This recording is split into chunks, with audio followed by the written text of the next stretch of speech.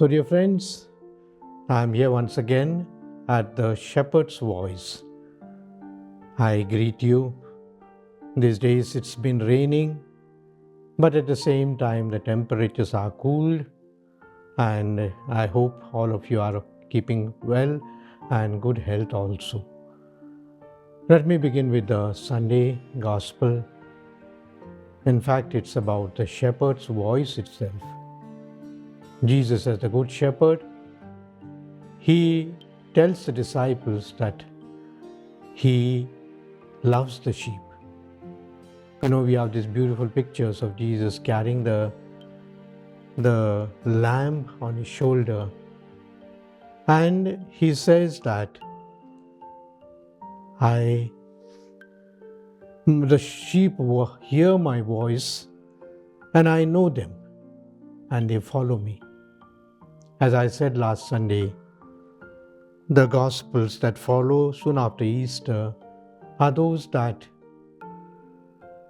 go in search, Jesus going in search of his disciples, like the shepherd going in search of his sheep.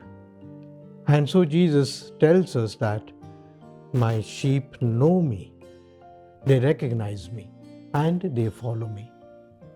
The insistence or the trust is not so much on the shepherd but on the sheep. Perhaps where are you? Where are you caught up in that thorny bush? Perhaps you are stranded in a lonely place. You are somewhere and you can't get up, you can't walk. And the shepherd comes to lift you up. This is the meaning also for us, especially those that are discouraged, those that are despondent, those that say perhaps there's nobody to lift us up. Trust in the Lord, because the Lord has compassion on you.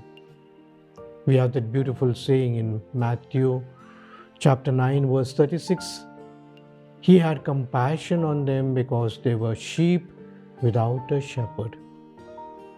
The sheep without a shepherd. The sheep without a shepherd is as good as no existence at all. It's in the midst of danger. Anyone can lift it up. Anyone can hunt it. Anyone can shoot or perhaps even do violence to the sheep. You can imagine how much more precarious is for the lambs. And so this gospel comes to revive us to say that God is with us. He knows our problems. He knows our difficulties. And surely He will not allow us to perish. Let us trust in the Lord as we pick up strands of certain things in our life that make us feel discouraged. I know there are many people who have lost some members of their family, perhaps in the corona season. There are some who are bedridden. There are some who are trying for jobs, perhaps even partners in life. There are some perhaps separated from their own family members. The parents are here, the children are far away. Some of the sons and daughters who don't even bother about their parents. There are different situations in which we are, in a way, framed into being like the sheep, but without the shepherd. Have faith, have hope, because the shepherd is close by. You have to only lift your head and see and recognize him, and recognize that he is come in search of you. God bless you as you take courage and also give courage to others on this Sunday. Let me now go to the good news of this week is that we have ordinations of our brothers who have prepared themselves for so many years. They are already deacons. And on the 12th of May, in the Cathedral of St. Francis Xavier, we will be ordaining 9 of our brothers who will become priests. I read out their names and their places that they come from so that the people can be happy that a person, a child whom the people have seen grown up, and today he is a priest of the Archdiocese. So these deacons who will be ordained are, first of all, Deacon Balraj J. He is from Rayarpuram the Church of St. Peter and Paul, which is very much dear to us. Deacon Maurinus Robin, he is from Chelikeri Parish. Deacon Richard Stanley, he is from Naganpalya. Deacon George Sudeep Paul, he is from Vivek Nagar, where our shrine of Infant Jesus is there. Deacon Jerem D, he is from Shanti Nagara. Deacon Maria Anthony, he is from TC Palya. Deacon Benjamin Christopher, he is from Sahkar Nagar. Deacon Terry Prakash Xavier, he is from Singasandra. And also Deacon Rayappa, who was ordained a deacon many years ago. He is from Harubale, and he also will be ordained a priest this year. I congratulate not only these our brothers, but also their parents. The parents have given us to them. They have trusted us.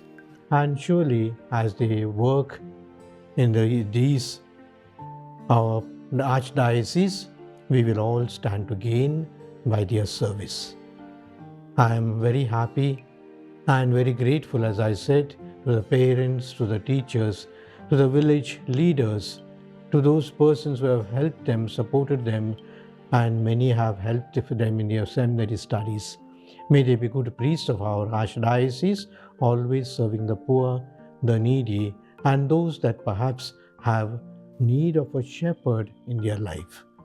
In this week of the Good Shepherd, I am so happy that we are getting new shepherds after the heart of Jesus. I now go over to speaking about the Good Shepherd, speaking about our new priests, and also deacons that also will be ordained this week on the 16th, the next week. I now speak about vocations. To mean vocare or vocation means to call somebody. Like the Good Shepherd who whistles perhaps or makes noise and calls the sheep to himself, and the sheep listen to the voice of the shepherd. So also we need to listen to the voice of our shepherd. I speak about vocations. There are many boys and girls who come from good families. And when they are young, they surely, when they see the altar, when they see the priest, when they see the sisters, or perhaps when they see the figure of Jesus, the picture of Jesus, they have in them to say that perhaps I also could be a priest, I also could be a sister, perhaps I could serve far away, I could be a doctor, I could be a nurse, I could be a teacher, but serving as an ambassador of Jesus Christ. This is vocation. And the vocation is nurtured when we are young. Surely, our parents are the first ones who can who can sow the seed of the vocations in our heart. And then the teachers, the priests and nuns. And what I want to say is, we are grateful to you for the vocations that we are coming, but there must be much more. And when we have more vocations, we can surely give them to our religious fathers, and wherever the sisters are also required, the girls can be offered. And also there are many other dioceses, mission dioceses, who are asking for what we call the laborers to work in the vineyard. So I make a special appeal to the parents. If your child shows an inclination to become a priest or to become a sister, please encourage them. You can nip in the bud what's called a vocation, but then it will not be helpful to you. Someday the child, when he becomes big, there are people who are even in their old age sometimes lament and say that I had a vocation, I wanted to be a priest, but my father, my mother said no. And I have all this life, I've lived a life that is becoming, but at the same time I would have been more happy if I was a priest, if I was a sister. Please encourage vocations, and this is the month that we especially ask for because the results of the SSLC, of the PUC, and the other graduates, etc. come. And if there's anyone who wants to volunteer, they can send their names to the rector of the minor seminary, that's called the Bhakti Bhavan, Father Adrian Mascarenhas. His name and address is here on the screen for you. You can always Ask your own parish priest for guidance, and perhaps they will be able to guide you and say that surely God is calling you. I now move on to the mission experience of our new priests. Since about 2 years, the priests who are ordained, young priests full of raw blood as it were, and wanting to go out and serve and to preach and proclaim, we have been sending them to missions for 1 year. The mission experience. And it's on purpose, because not that Bangalore Diocese does not have missions. We have the bulk of the population is in the city and surely in the suburbs. And the missions that we have are just sort of coming up, and we have fully not been involved in these missions. And so I send our priests, those who are newly ordained, to the missions of Bidar, Gulbarga, Shimoga, and also North India, the Patna Diocese, the Bihar, the Jharkhand, the Northeast, and so many other places, so that our priests get a heart for missions, the world of the missions that is open to us. And so when they go and mix up with the people, when they go to interior villages, then they go to the places where they have no place to stay. They are just a hut there. And the churches are just made up of some thatched roof. When one particular priest told me that there was a wind and everything flew off, but it was such a joyful experience. Another priest told me that he had to walk from the main bus stop, whatever the bus stopped, from there about 8 kilometers he had to go to the missions. And when he goes there, the people are just waiting, whether it's morning, afternoon, or evening, to say that our priest has come back.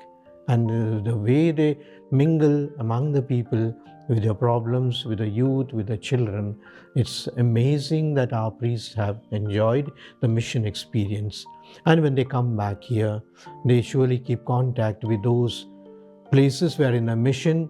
And there are many people from those mission areas that are coming to Bangalore as migrants now. And so to say that I was in Patna and that fellow starts speaking in Hindi, and I was in the Northeast, and the people suddenly come into the mood of music and dancing. It's beautiful experiences that our priests are coming with from their mission places.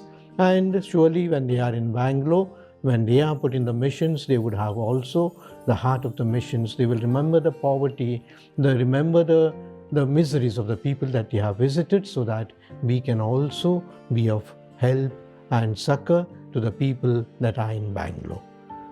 This year also, 8 of our priests, new priests who will, after ordination, they will be going to Bidar, Gulbarga, Shimoga, and also some places in North India. I wish them well, and don't get scared. Nothing will happen to them. They are coming up with smiles, with a lot of energy, and more healthier than they went from Bangalore. I wish them well in your name also. Now perhaps I can speak about the schools and the colleges. The month of May, April, May and June is a little tense month for the parents, even our Christian Catholic parents, where to admit our children, perhaps what is the best education for them, and at the same time, what is the type of support that we can give them. Bangalore is blessed with many, many schools and colleges, and all of them of high standard, and you can imagine that amount of rush and admissions that they have. But I know that our education institutions always give place for our Christians first.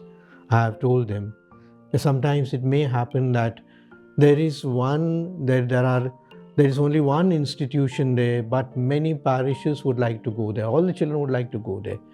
The fathers or the sisters, they cannot take everybody. And so we have to see the other possibilities of perhaps a little far away, but then we can also get another school to admit us. At the same time, I make an appeal to all the religious priests and nuns that we please give first preference to our Catholic children. And they will surely perhaps may not be the highest and the best. Create a certain category for them of reservation, so that with a little less percentage than what is called the qualifying marks, they could still be taken in. Besides, I also request that certain concessions be given to our Christians. We have always a heart for the poor, and the poor are the ones who will reach us out also later on, and therefore try to be considerate to the fees and the other collections that are expected of them. Be at the most, perhaps God will give you back what you concessions you give to our children, especially from among the Catholics. I also have to say a word to our Catholic children and the parents. Many of the institutions, they surely have an open door policy for our Christians, and the Christians take it for granted. I will get admission and I don't have to apply, and when all the applications are taken, I come and take and start demanding and starting making noise. This is not correct. You have to apply when you are supposed to apply. You have to have the qualifications. You also have to have certain amount of fees to be paid for the schools and colleges. That is also a demand. And secondly, there is also a complaint from many of our schools and institutions of repute that our children don't study well, don't make efforts. Many of them take it for granted. This is our college, this is our school, so that we can come late, we can perhaps do exams or not do exams, and many of them absenting also many classes, just saying that this is our school, this is our college. That doesn't work. We also have to work hard. We have to see that we have to be proud of our institution. We have to be the first to defend our institutions, especially when the other people don't get admissions. They make a lot of accusations. They make accusations because perhaps they have not got the admissions, and they will say many things. But we should defend our schools and colleges, our religious institutions, to say that they are ours. Don't talk ill of them. They never do injustice. They never perhaps take things that are not necessary to be taken, and therefore we are the ones who should defend our schools and institutions, at the same time contribute to the extent that is possible. If you can afford to pay your fees, why ask for concessions? I know there are some parents, sometimes even abroad, working abroad, but then this is our Catholic school, we have to get concession. That's not a good logic. Those who can give, those who cannot, they will surely show compassion and mercy on you and try to accommodate you as much as possible. And their pride is in your success. When you succeed, they feel proud. The institutions feel proud that what we sacrifices we have given has come back to us, and surely our children have done well. Perhaps even if you cannot do in your studies, you can do in your sports, you can do in your other music and other arts, and bring the name of the school and college high above everything else.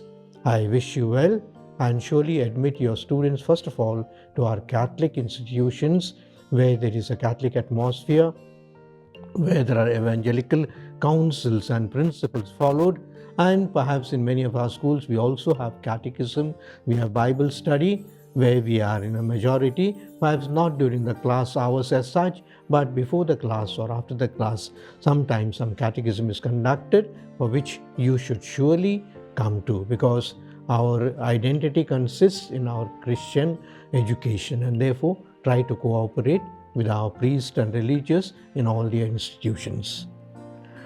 I now go to the questions. We have two beautiful questions here. The first question says,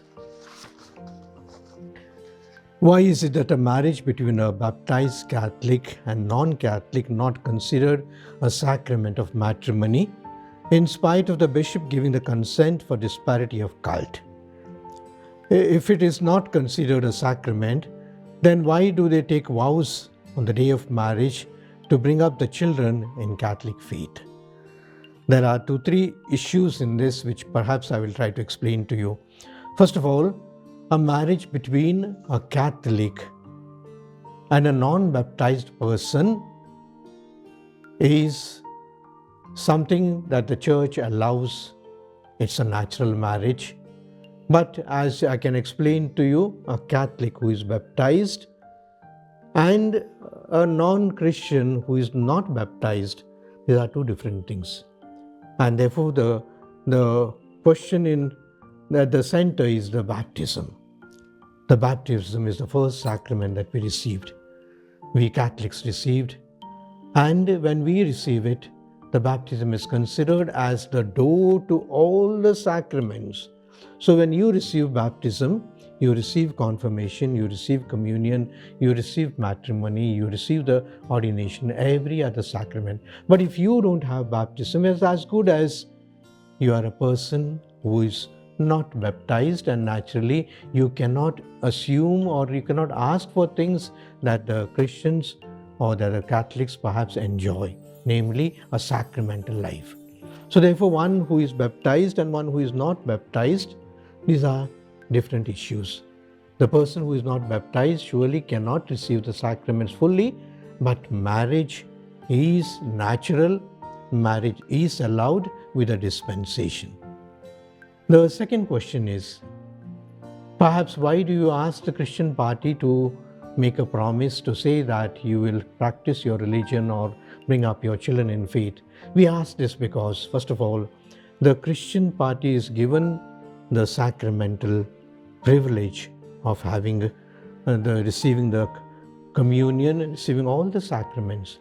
And therefore, since you profess yourself to be a Christian and you want a Christian marriage in the church, as it were, we say that perhaps you also should be responsible to say that why would you want this sacrament? It's because you want to practice your faith. You want to practice also you want also your children to be brought up in faith. If you are not interested to practice your faith itself, or perhaps you are not interested, you are ashamed of your religion, or perhaps you cannot practice your religion, be honest and say that. And we would say that may not be possible for a church marriage or Christian sacramental marriage, but you can surely live as husband and wife in other ways, in the government structures, etc. But if you want to a Christian marriage, if you want a dispensation, we say that kindly, we do not ask the non-Christian party. We cannot blame the non-Christian party for choosing you to be his partner, but you have chosen him or her and you have freely given your consent, and therefore we say that it's better that you also give to us an undertaking to say that you will practice your faith. And secondly, your children, to the extent possible, will be also brought up in the Christian faith. This is what we ask of the parties. The second question is it correct to distribute the Holy Communion during Mass outside the church premises? I can understand the unction of this person who asks it, because sacraments are to be received in the church. Why is this practice done in some churches? And the answer is given by the person himself. The faithful should receive Holy Communion inside of the church premises, as it is possible that non-Catholics will also receive Holy Communion, assuming it as prasadam. Prasad. I think the question is good. As far as possible, the sacraments are received in the church. We have a beautiful atmosphere in the church where we hear the word of God. We sing the hymns. We have the sacramental celebration. We have the community. And therefore, it is proper that the Holy Communion is given in the church itself. But I can understand at Christmas time, at times on Good Friday, when there are so many people and there's such a big crowd. Until recently, we had also these rules and regulations that we have to distance ourselves. And therefore, sometimes it may happen that the priest has to give communion to the people who are standing outside who could not come inside. It's not their fault that they can't come inside. So therefore, this is perhaps an extension of our sacramental generosity to give communion outside. And the danger that is posed, it's expressed here, perhaps outside the church premises, there might be some people who are not Christians, who are not Catholics, who are not perhaps disposed well towards us, and surely since they are not Christians, they cannot receive. Since they are not Catholics, they cannot receive the communion. Sometimes we make these announcements in the church to say that we understand that people of other faiths have come sometimes for a marriage, for wishing, sometimes for Christmas also. But you pray in your places, you be devout there, but do not receive the sacrament of communion in your hands or perhaps on your tongue, etc. We make this announcement. There is this danger. And people should also be conscious to help, because there are some people perhaps who may not know the rules and regulations of our religion, may come forward. You could kindly say that this is not to be received by you. This is not a prasadam that is given in the temples or perhaps in other places of religious worship, but this is the holy body and blood of Jesus, which is received by Christians in faith and with purity of heart. You could help us also in this kind of exercises in the church. I wish you a very happy Sunday. As I said, the Sunday of the Good Shepherd, the Sunday of the vocational call, and the Sunday when we pray for our priests and religious, that God may raise perhaps some servants, some people some laborers who will work in the vineyard of the Lord in our own family, in our own surroundings. I wish you well. God bless you. My dear friends, please do share your feedback, your impressions, and your experience, or send a message to the email address as you find on the screen, archdblr@gmail.com. And you also have the phone number, the mobile number, wherein you can send your message or WhatsApp on this number.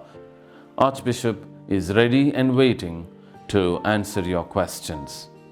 If you have any question, any doubt, any uncertainty, or there's no clarity upon something, you can ask those questions, and with the discretion that the Archbishop will surely answer these questions in the weekly feature Shepherd's Voice.